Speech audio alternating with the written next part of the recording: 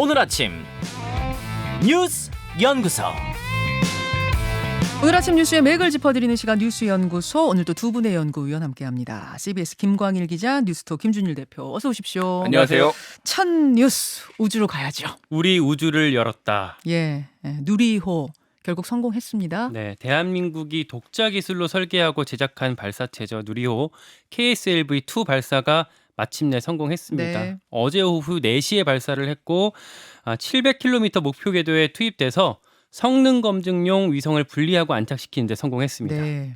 대한민국의 우주가 활짝 열렸다. 이게 지금 이종욱 과기정통부 장관이 했던 말이거든요. 그러니까 무슨 말이냐면 우리나라도 이제 우리가 원할 때 스스로 이제 위성 같은 걸 우주에 실어 보낼 수 있다는 뜻입니다. 그렇죠. 네, 그렇죠. 그동안은 뭐 인도, 미국 이런 데서 협조를 받아야 날릴 수 있었는데 이제는 자력으로 가능해졌고요. 그 능력을 입증한 세계 7번째 나라, 즉 7대 우주 강국으로 발돋움했습니다. 예. 저는 어제 보는데 크게 걱정이 안 되더라고요. 어제는 반드시 성공할 것 같은 그런 느낌이 확 들었는데 아니나 다를까 수월하게 깨끗하게 성공했어요. 1차 발사 작년 가을에 했을 때는 위성 모사체라고 해서 쇳덩이를 달고 갔었잖아요. 네. 근데 이번에는 검증용이긴 하지만 나름대로 위성을 달고 갔고요. 그때는 이제 3단 엔진이 일찍 꺼지면서 이제 궤도에 제대로 안착을 못했었는데 네. 이번엔 제대로 안착까지 성공을 했습니다. 근데 이게 어려운 게 원래 어려웠던 게 국가 간 기술 이전이 이제 막혀 있거든요. 왜냐하면 이게 로켓 기술이랑 똑같아요. 그러니까 발사체에다가 미사일 기술이랑. 미사일, 그러니까 발사체 날리는 기술이랑 그러니까 로켓에 미사일 하는 기술이랑 같은데 여기다가 이제 미사일 달고 이거를 하늘로 쐈다가 다시 중력으로 내리면 이제 이게 미사일 로켓이 되는 거거든요. 그렇죠. ICBM 그 대륙간 탄도 미사일이 되는 건데 네. 그래서 이 기술이 무분별하게 쓰이지 않도록 수트립 같은 걸 이제 미국이나 이제 국제 사회가 막아놨어요.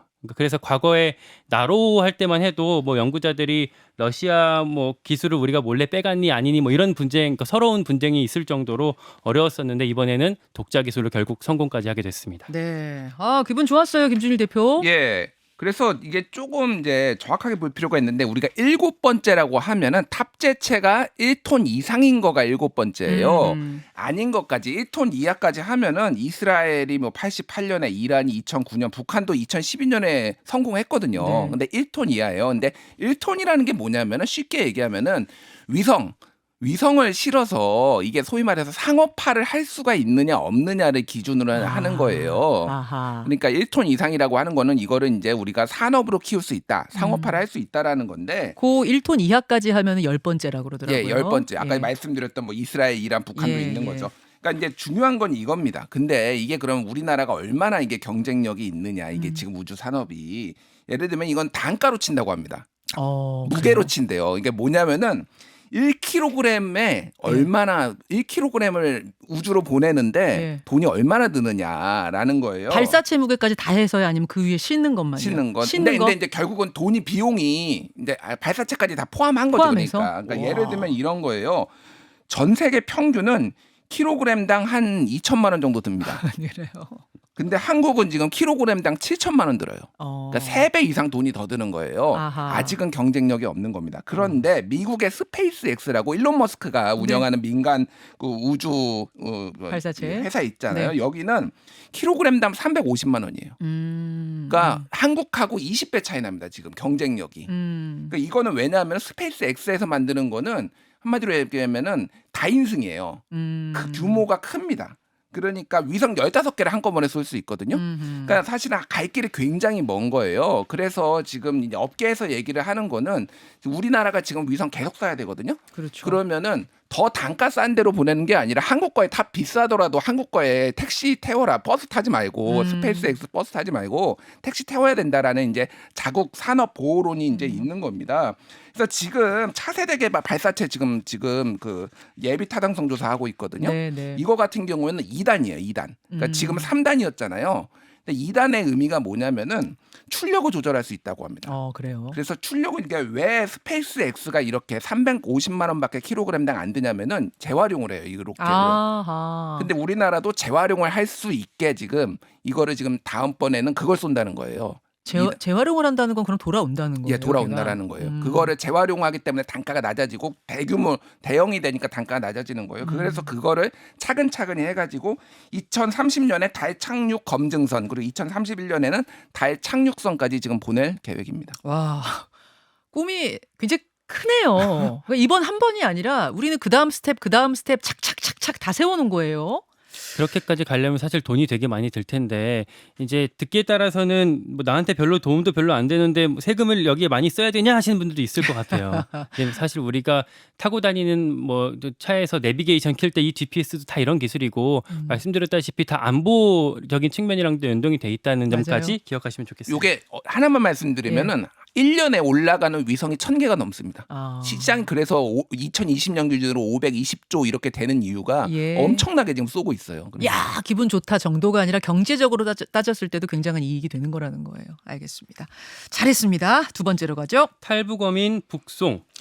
탈북 어민 북송 사건. 요게 여러분 잘 기억나실지 모르겠어요. 2019년 사건인데 어떻게 갑자기 다시 불거진 거죠? 그러니까 최근에 여권에서 계속 문제 제기가 있긴 했어요. 뭐 권성동 원내대표부터 해서 있었는데 어제 윤석열 대통령 그 도어 스태핑 있잖아요. 그 기자들 네. 출근할 때 기자들이 질문하는 자리에서 그때 답변으로 나오면서 얘기가 커졌습니다. 뭐라고 했냐면 일단 우리나라에 들어왔으면 우리 헌법에 따라 대한민국 국민으로 간주되는데 네. 북송시킨 것에 대해 많은 국민들이 의아해하고 있어서 한번 들여다보고 있는 것 같습니다라고 윤석열 대통령이 말을 했습니다. 아.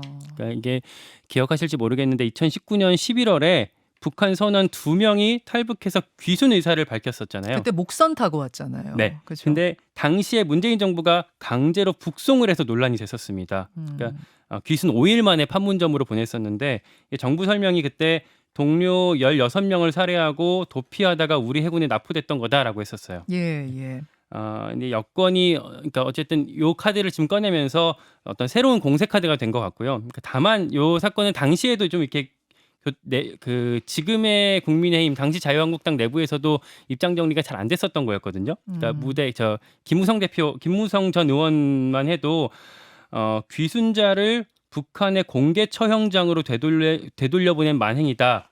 요 얘기는 지금 황교안 대표가 했던 거군요. 네. 라고 했던 반면에 김무성 전 의원 같은 경우는 이런 흉측한 놈들을 대한민국 국민으로 받아서야 되겠느냐라고 이게 약간 톤이 다른 얘기를 해서 내부에서도 좀 엇갈렸던 얘기여서 이게 지금 그 국민의힘 그러니까 현 여권 안에서 제대로 좀 정리가 될까 하는 그런 우려도 있는데 어쨌든 대통령실에서는 당시 판단의 잘잘못을 가리려는 게 아니라 절차를 잘 준수했냐 요거부터 좀 따져보겠다라는 입장을 낸 상태입니다. 그러니까 16명을 살인하고 남쪽으로 탈북한 게 맞느냐 여기서부터 지금 문제 제기를 하는 거죠. 그러니까요. 그러니까 당시에 조사가 제대로 이루어졌느냐. 그러니까 이루어진 채 돌려보낸 거냐 예. 이 부분인 거죠. 그러니까 그 조사가 정말로 제대로 이루어진 거냐라는 거를 지금 그러니까 여당 네. 보수 진영에서 지금 문제 제기를 하는 거예요. 예. 그래서 당시에 이제 정황을 보면은 그러니까 배에서 가혹행위가 있어가지고 일종의 네. 선상 반란이 일어난 거예요. 그러니까 북한에서 16명 살인하고 배 타고선 탈출했다는 게 아니라 배에서 16명을 죽인 다음에 발견된 거 아니냐 이런 거였던 거예요. 그렇죠. 그러니까 총 19명이 승선을 예. 했는데 정확하게는 3명이 선장을 살해를 하고 나머지 선원들도 3명이 다 죽인 거예요. 그리고 북한으로 다시 들어갔어요. 도피하려고. 근데 예. 1명이 체포가 됩니다. 예. 그리고 2명은 다시 목선을 타고 NLL, 그러니까 동해상의 NLL까지 왔다가 우리 군의 해군에 이제 납포가 된 거예요. 배에서 사람을 죽인 다음에 북으로 갔다가 일단 다시 갔다가 다시 탈출했다. 김책항에 갔다가 도피 자금 마련하기 위해서 거기서 1명이 또 체포되고 나머지 2명이 이 밑으로 왔다가 이제 이렇게 잡힌 거예요.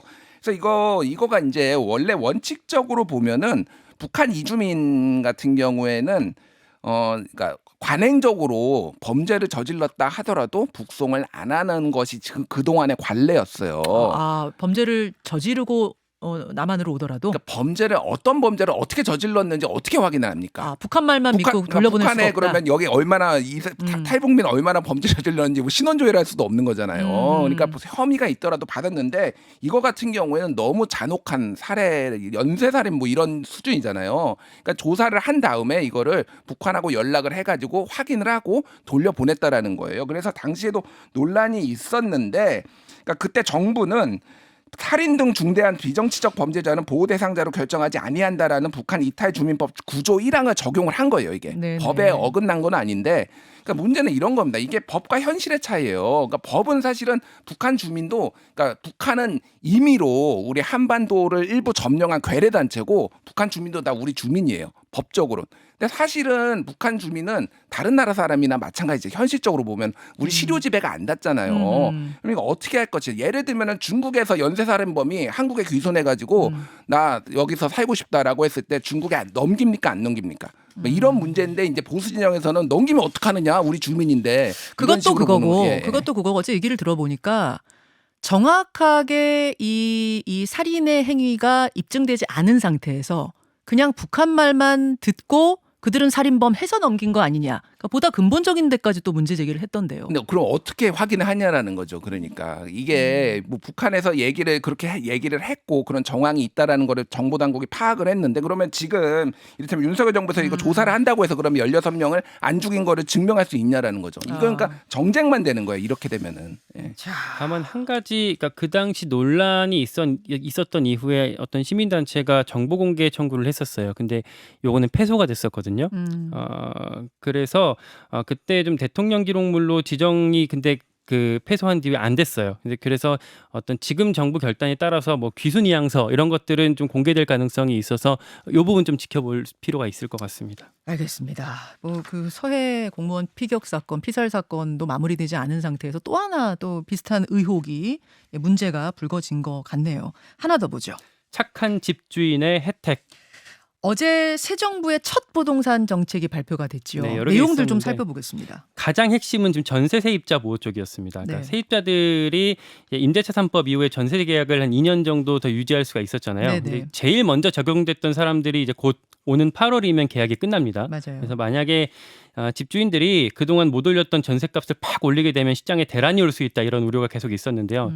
요거 이제 어떻게 할 거냐, 뭐 규제하냐 아니면 뭐 인센티브 혜택을 주냐, 이런 선택지가 있었는데 정부가 일단 인센티브 쪽에 선택을 했습니다. 인센티브 어떻게 해요? 그 내용이 임대료를, 그러니까 집주인이 임대료를 5% 이내로 올릴 경우에, 그러니까 기한 됐다고 해서 팍 이번에 올리지 않고 자진해서 5% 이하로 올릴 경우 네. 뭘 줍니까? 이럴 경우 이 사람들 일단 뭐 상생 임대인이라고 이름을 붙였고요. 네. 이런 사람들한테 혜택을 주는데 원래 이제 양도소득세가 비과세가 되려면, 그러니까 그 양도소득세를 안 내도 되려면 네. 1주택자라고 해도 몇 가지 조건이 필요했거든요. 한 2년 이상 살아야 돼요. 네. 직접 살아야 돼요. 근데 이 2년 이상 거주해야 한다라는 조건을 빼주기로 했습니다. 2년 실거주하지 않은 집이라도 팔 때 양도세 안 문다? 네, 2024년까지 그렇게 하기로 했고요. 어. 이거랑 또 별도로 1주택자 혜택이 더 늘어나게 됐습니다. 네. 그러니까 불가피하게 2주택자가 된 사람들한테서 종합부동산세 이제 부과할 때 1주택자 자격을 주는 거예요. 그게 뭐냐면 이사를 가야 되는 문제 때문에 새 집을 산 다음에 2년 내로 옛날 집을 파는 경우, 그러니까 이사하면서 이렇게 막 날짜가 안 맞아가지고 네. 일시적인 2주택자 되는 경우 있거든요. 네, 그런 사람들 중에 이제 이런 일부 경우에만 한정해서 1주택자 자격을 주고요. 그리고 네. 저가주택을 상속을 받거나 아니면 지방에서 공시가 3억 원 이하의 주택을 추가로 보유한 경우에는 1주택자 자격을 그 종부세 부과할 때 주게 됩니다. 그럼 서울에 집 하나 있고 지방에 2억짜리 집 하나 있으면 그 사람은 1주택자인 거예요? 그렇습니다. 그런 식의 굉장히 새로운 정책이네요. 김준일 대표. 예. 어제 뭐 굉장히 많은 이제 발표가 됐는데 네. 김광 기자가 어느 정도 설명을 했고, 어제 이제 또 눈에 띄는 게 분양가 상한제에 대해서 어느 정도 네. 완화하는 대책이 나왔어요. 그러니까 지금 이제 분양가 상한제가 문재인 정부 때 너무 엄격해가지고 이게 재건축이 진행이 안 된다라고 하고, 지금 서울에 있는 그 둔촌의 아파트 같은 네. 경우에는 지금 이 분양가 상한제를 더 올려야 된다라고 하면서 지금 완전 시공사하고 지금 소송까지 가는 이런 상황이잖아요. 멈췄을 거예요, 거기 아마. 거기 16,000세대가 들어간다고 하니까 어마어마한 어마어마한 대단지예요. 물량이에요. 네. 예. 그래서 지금은 이제 이런 거를 현실화하겠다라는 건데, 예를 들면은 이러면 뭐 이주비 있잖아요. 네. 이주비도 있고 지금 자재비가 엄청 올랐습니다. 자재비가 건축 자재비가 매일같이 뛰고 있으니까 이런 부분들을 조금씩 더 반영을 할 수 있게 하겠다라는 그럼 거예요. 처음에 정했던 분양가가 있을 거고 예. 그다음에 공사하면서 계속 이 자재값이 올라간다. 이러면 이걸 반영시킬 수 있게 해준다고요? 예, 그런 것들은 이제 반영을 할 수 있는데 일단 총 사업비의 0.3%로 이제 제한을 걸기는 했어요. 무작정 예. 올릴 수는 예, 없으니까. 다만 이제 이렇게 되면은 분양가가 올라가면은 내 집 마련을 하겠다는 분들은 새 집에 들어갈 경우에는 상당히 더 어려워질 수 있다. 집값을 더 자극할 수도 있는데 지금 전체적으로 경제 침체 기조니까 정부가 좀 과감하게 이 카드를 꺼낸 것 같습니다. 그 지역에 저가 주택 가진 경우에는 주택 안 가진 걸로 치는 걸로 그것도 말하자면 지역 부동산들은 또 오히려 침체 국면으로 들어서니까 그런 것에 대한 보완책 이렇게 보면 되는 건가요? 네, 그렇고 그 이제 수도권 그리고 저 광역시, 특별시 제외한 이제 지방에만 예. 이제 적용을 하도록 했습니다. 광역시는 또 제외입니까? 예. 알겠습니다. 이 내용은 좀 복잡하고 또 우리 삶에 영향을 많이 주는 것들이어서 따로 한번 날 잡아서 인터뷰로 풀어보죠. 두 분 수고하셨습니다. 고맙습니다. 김현정의 뉴스쇼는 시청자 여러분의 참여를 기다립니다.